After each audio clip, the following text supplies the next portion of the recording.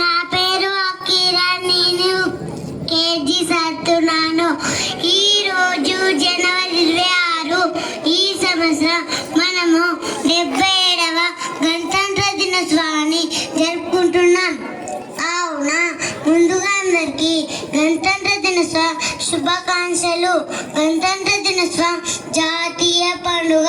మనకు భారత రాజ్యాంగం 1950 జనవరి 26 అమల్లోకి వచ్చింది. మన రాజ్యాంగం భారతదేశానికి అత్యున్నత చట్టం. మన రాజ్యాంగం ప్రపంచంలోనే అతిపెద్ద లిఖిత రాజ్యాంగం.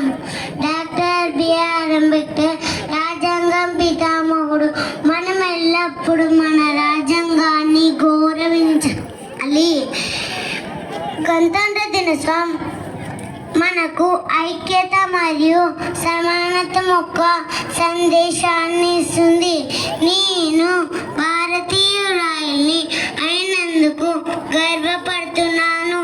ఇంతతో నా చిన్న ఉపన్యాసాన్ని ముగిస్తున్నాను. జై హింద్.